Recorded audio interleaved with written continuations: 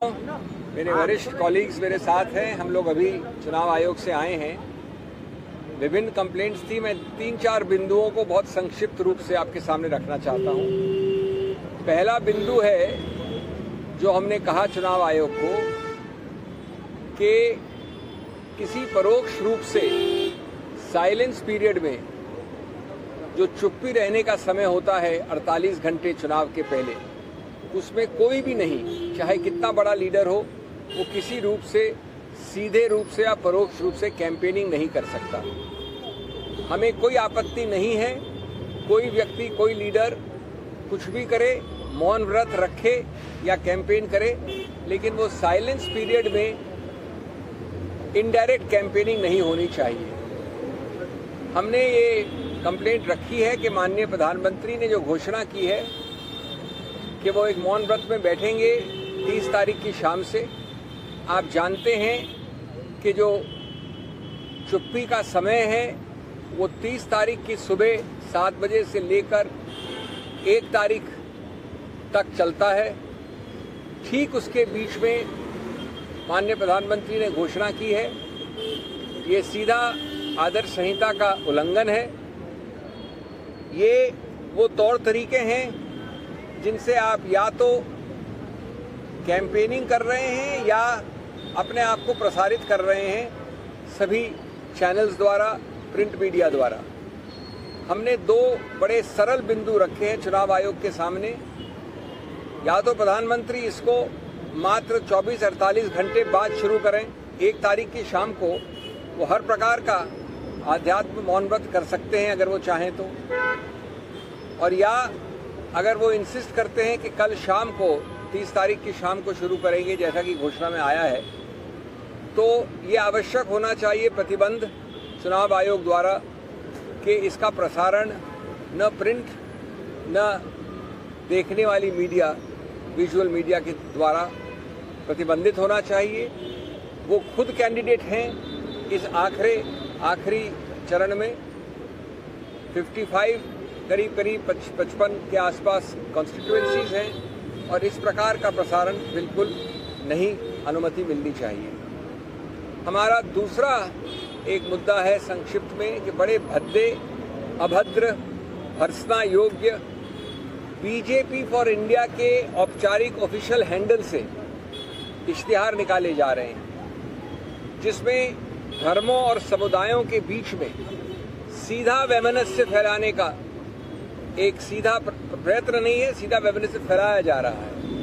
हमने एक इश्तिहार रखा बीजेपी फॉर इंडिया के हैंडल से जिसमें एक अल्पसंख्यक के पास जाकर दूसरा आदमी किसी और के पास जाता है और कहता है, हिंट करता है कि हम आपका सामान लेकर उस अल्पसंख्यक को दे देंगे।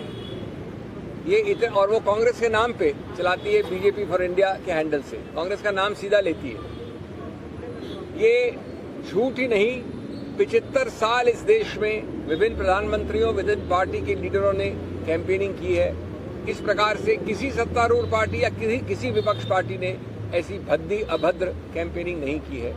ये संहिता का, चुनाव का जो एक्ट है, रिप्रेजेंटेशन ऑफ पीपल्स एक्ट, संविधान के सब जो मूल तत्व हैं, सब चीजों का उल्लंघन है, डूज एंड डोंट्स का उल्लंघन है। इसमें भी तुरंत प्रतिबंध लगना चाहिए। तीसरा बिंदु जो हमने रखा चुनाव आयोग के सामने वो है डॉक्टर्ड वीडियोस का। जब कोई और थोड़ा सा भी अनजाने में भी अगर फेक वीडियो या डॉक्टर्ड वीडियो चलाता है तो हमने देखा है कि कंप्लेंट्स होती हैं, चुनाव आयोग तुरंत एक्शन लेता है। कई बार गलत फेक कंप्लेंट्स की हैं सत्तारूढ़ पार्टी ने। हमने उनके समक्ष कंप्लेंट रखी है जिसमें कि सीधा राहुल गांधी के भाषण को विकृत किया गया। राहुल गांधी ने आप लोगों के सामने उस भाषण में, उस रैली में 3 बार हिंदी और अंग्रेजी में दोनों बार कहा कि आप नोट कर लीजिए कि 4 तारीख के बाद इस देश में प्रधानमंत्री के पद पे नहीं रहेंगे। इनको टाटा बाय बाय, इनका राजनीतिक पूरा जो पद है वो खत्म हो जाएगा। उसी वीडियो को उसी भाषा में चलाकर एक बहुत बड़े बीजेपी भाजपा के समर्थक ने, जिसके 66,000 व्यूज हैं, उसमें सिर्फ 2 शब्द बदले और कहा कि राहुल गांधी कह रहे हैं कि 4 तारीख के बाद प्रधानमंत्री मोदी ही आएंगे। ये अगर दुखद नहीं होता तो मजाकिया होता कि राहुल गांधी उस रैली में कह रहे हैं कि 4 तारीख के बाद माननीय प्रधानमंत्री वापस सत्ता में आएंगे। इस प्रकार के जो प्रयत्न हैं जिससे कि आप फैलाना चाहते हैं, इस पूरे देश में मिथ्या प्रचार करना चाहते हैं, ये भर्त्सना योग्य हैं। और अंतिम बात मैं कहूँगा, एक बड़े जाने माने रिपीट ऑफेंडर है, सीरियल ऑफेंडर कहूँगा उनको, इन मामलों में सीरियल किलर कहा जा सकता है। और मैंने कहा विनम्रता से चुनाव आयोग को कि जब तक आप इनको प्रतिबंधित नहीं करेंगे, कड़े शब्द नहीं करेंगे, इनके विरुद्ध बहुत स्ट्रांग कार्रवाई नहीं करेंगे, तो ये बार बार ज़्यादा बुलंद होकर ये गलती करेंगे। उनका नाम है श्री हेमंत शर्मा। न किसी प्रधानमंत्री ने न किसी मुख्यमंत्री ने 75 साल में ऐसे शब्दों का प्रयोग किया है। माननीय हेमंत शर्मा जी कहते हैं 22 मई 2024 को कि अभी तक 300 दिए आपने, हमने राम मंदिर बना दिया, अब 400 से ज़्यादा देंगे तो हम मस्जिद ए, मस्जिद बी, और वो नाम लेते हैं वाराणसी का और मथुरा का, उस सबको तोड़ के वहाँ मंदिर बना देंगे। मैं समझता हूँ कि ये जो उदाहरण दिए हमने, एक नहीं सभी के सब, ये इस आधार पे चल रहे हैं कि इस देश में न संविधान है, न किसी चीज़ जिसको आप धर्मनिरपेक्षता कहते हैं वो है, न चुनाव आयोग है, न अनुच्छेद 324, 329 है, न मॉडल कोड ऑफ कॉन्डक्ट है। ये काम ऐसे बोल रहे हैं, ऐसा प्रकाशित कर रहे हैं जैसे कि यहाँ पर सिर्फ जंगल राज है।